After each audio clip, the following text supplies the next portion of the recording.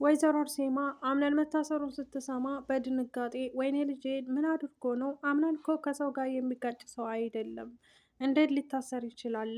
በማለት በድንጋጤ በሉ ፖርሳይን አቀብሉኝ፣ መሄድ አለብኝ። ልጄማ እስር ቤት ተቀምጦ እኔ እዚህ መሆን አልችልም። ስለዚህ ልጄን ሂጄ አሁኑኑ ይዤው እመጣለሁኝ በማለት እንግዲህ ታስብና ወይዘሮ አርሴማ ወደ እስር ቤት ትሄዳለች። ወይዘሮ ዛህራ መታሰሩን ስትሰማ ሰው እንደገደለ መስማቷን ስታውቅ በጣም ደነገጠች።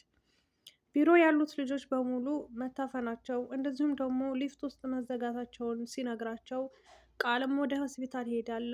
ከዚያም ሊፍትም ያሉት ውስጥ ያሉት ሰዎች ሲወጡም ምን እንደተካሄደ ምን እየተካሄደ መሆኑ በምንም አልገባቸውም። ምንም እንደተፈጠረ አልገባቸውም። ጁኒያ እንግዲህ በድንጋጤ ማን ሊያደርገው ይችላል?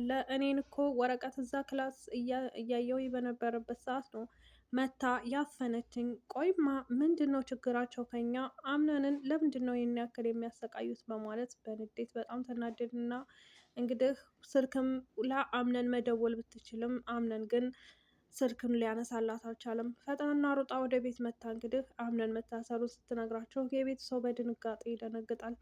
ጀኒንም ባሌ ምን ሆኖ ነው? ምን ተፈጥሮ ነው? ምን አድርጎ ነው? እንዴት ይሄ ሊሆን ይችላል? በማለት እንግዲህ በጣም ትናደዳለች ማለት ነው። ሲፈንም የእጁን ነው ያገኘው እንግዲህ እያለች ሲፈንም ደስ ቢላትም ወይዘሮ ሜርሲ ወደ እሷ እንደሚመጣና እንደዚሁም ደግሞ የተገደለበትን ምክንያት ምንም ቢፈጠር ምንም መታወቁ እንደማይቀርና እሷም እጇ እንዳለበት ስታውቅ በጣም ተንቀጠቀጠች። ወይኔ ወንድሜ ልጅ ምን ሆኖ ነው እንደዚህ የሆነው? በማለት እና በብስጭት እንግዲህ ውስጧም እንግዲህ እየተናደደች ብትናገርም ምንም ለውጥ አታመጣም። ምክንያቱም እዚህ መሀል እጇ እንዳለበት ግልጽ ነው። እንግዲህ ይሄ ማን ነበረ? መሌክም እንግዲህ አብሯት እንደሚሰራ ከታወቀ እሷ አይለቃትም። አምነን በድጋሚ እሷንም ይሸኛታል ማለት ነው። እንግዲህ አቶ አምነን መሌክን እየተከታተለው በሄደበት ሰዓት ስልክ ቢደውልለትም አላነሳም።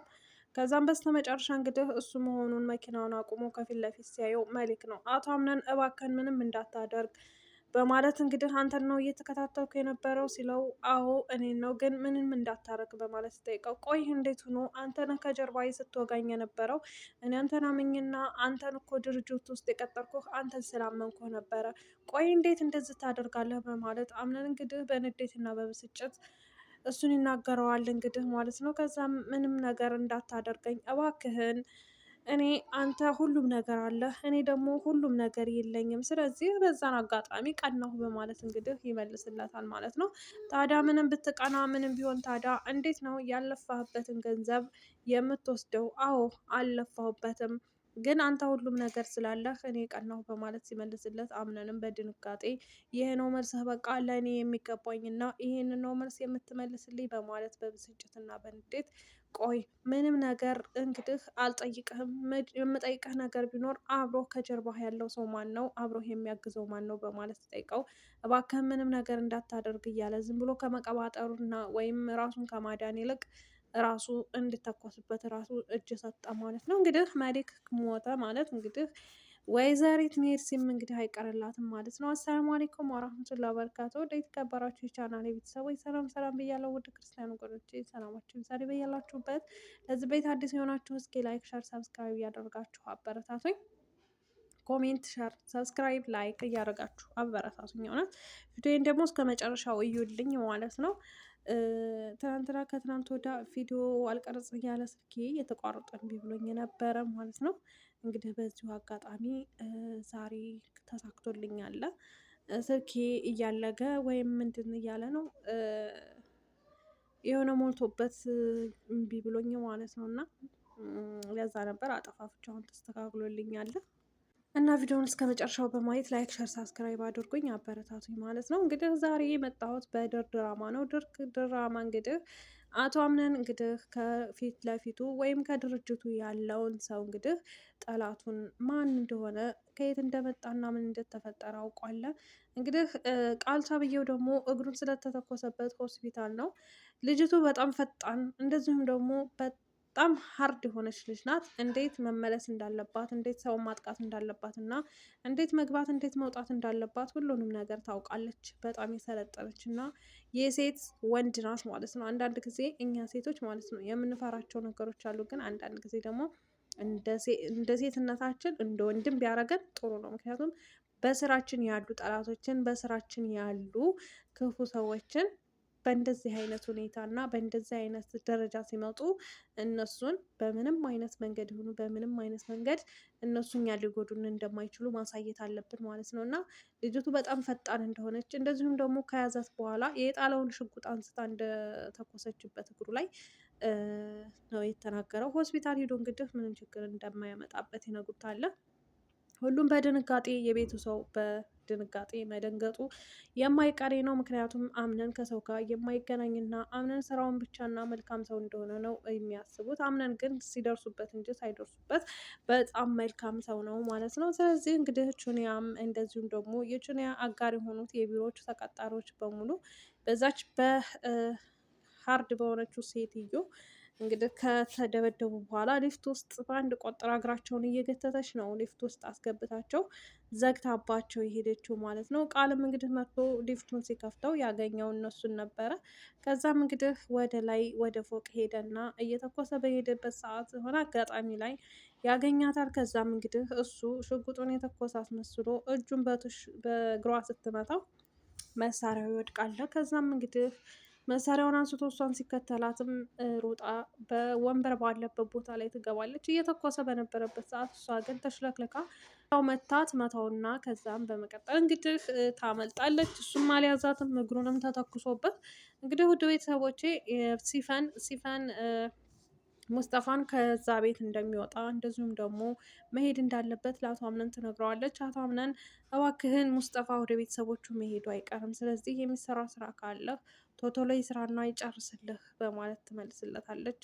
ሙስጠፋ ግን ከዛ ከቤት መቼም ቢሆን መቼም መሄድ አይፈልግም ነበር። ምክንያቱም እዛ ቦታ ላይ ሆኖ እሷን ማናደድ ወይም ጀሪን ማበሳጨት ነበር የሚፈልገው። ከጀሪን ጋር እንግዲህ ከደረጃ አጠገብ ቁጭ ብለው ስለ ወደፊት ህይወታቸው ያሳለፉትን ነገር እንደዚሁም ደግሞ እሷ እሱን ስትበድል የነበረውን ነገር በህይወትሽ ምንድን ነው በዚህ መሀል ምን የሚያስደስትሽ ነገር አለ ባላጣው ብለሽ የምትመኘው እያለ እያስታወሰ እንግዲህ ብር ብላ ስትለው በዛን ሰዓት ብር ከኔ በልጦብሽ ነው እንዴ እያላት አይ አንተን ነው እያለች ጀሪ ምን ያክል አስመሳይ ሰው እንደሆነች እና ገንዘብ ወዳጅ እንደሆነች አይተናል ማለት ነው።